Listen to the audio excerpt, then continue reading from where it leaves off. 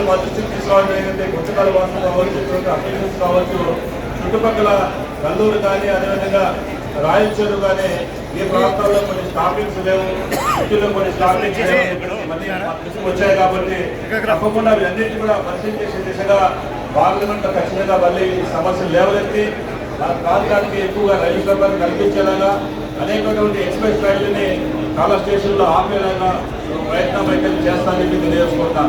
ఈరోజు మనం గర్వంగా చెప్పుకోవాల్సింది మన గౌరవ ప్రధానమంత్రి నరేంద్ర మోదీ గారు ఆంధ్రప్రదేశ్ మీద ప్రత్యేకమైనటువంటి అభిమానంతో మన గౌరవ ముఖ్యమంత్రి నారా చంద్రబాబు నాయుడు గారు ఏదైతే ఇక్కడికి ప్రపోజల్ పంపిస్తారో ఆ ప్రపోజల్ వెంటనే శాంక్షన్ చేస్తూ ఈరోజు అత్యధికంగా భారతదేశంలో ఏ రాష్ట్రానికి ఉన్న నిధులు దాదాపు 3,000 కోట్ల నిధుల్ని ఈరోజు ఆంధ్రప్రదేశ్లో ఉన్నటువంటి రైలు సౌకర్యానికి ఇవ్వడం అంటే నిజంగా ఇది చాలా ఒక గొప్ప గణకారంగా మనం భావించవచ్చు. ఎందుకంటే ఇది చంద్రబాబు నాయుడు గారు ఇంకా ముందు స్ఫూర్తితో అంటే ముందు భవిష్యత్తులో ఎలాంటి ట్రైన్లు కావాలనేటువంటి ఆలోచనతో వారు ఇచ్చినటువంటి నివేదికనే వెంటనే అమలు పరిచేలాగా ఈరోజు ప్రధానమంత్రి గారు ముందుకు వస్తున్న విషయాన్ని సందర్భంగా గుర్తు చేసుకుంటూ ఈ 2 ట్రైన్లు మనకు అందరికీ అందుబాటులో తీసుకొచ్చేటువంటి అవకాశం ఇచ్చిన ప్రధానమంత్రి గారికి, మోదీ గారికి, అదేవిధంగా రైల్వే మినిస్టర్ అయినటువంటి అశ్విని వైష్ణవ్ గారికి, సహాయమంత్రి అయినటువంటి సోమన్న గారికి, దీన్ని నడిపించినటువంటి గౌరవ ముఖ్యమంత్రి నారా చంద్రబాబు నాయుడు గారికి అనునిత్యంగా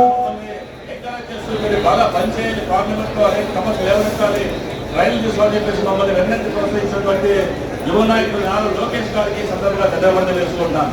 ఎందుకంటే ఈరోజు మనం చూస్తా ఈ యొక్క కుందకల డివిజన్లో దాదాపుగా 570 కోట్ల రూపాయలతోటి 17 మనందరికీ కూడా ఒక రైల్వే స్టేషన్ కూడా అభివృద్ధి చేసి ఒక మంచి స్టేషన్లు మనకు కావాలని చెప్పేసి రోజు నిర్ణయించుకొని జరుగుతూ ఉంది.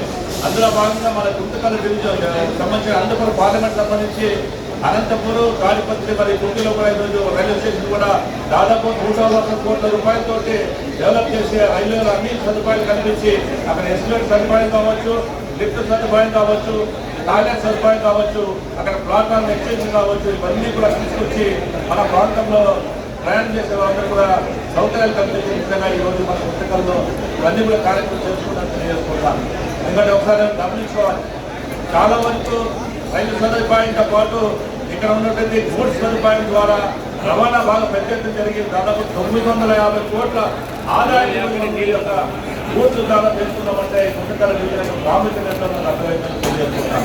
కాబట్టి మనమందరం కూడా ఎవరైతే సమస్యల మీద మా దృష్టి తీసుకొచ్చారో వాటి అన్నిటి మీద కూడా టీఆర్ఎం గారితో కూర్చొని మాట్లాడి వాటిని నివేదిక తెప్పించుకొని వెంటనే దాన్ని శాంక్షన్ చేసుకోవడానికి ప్రయత్నం చేస్తాం.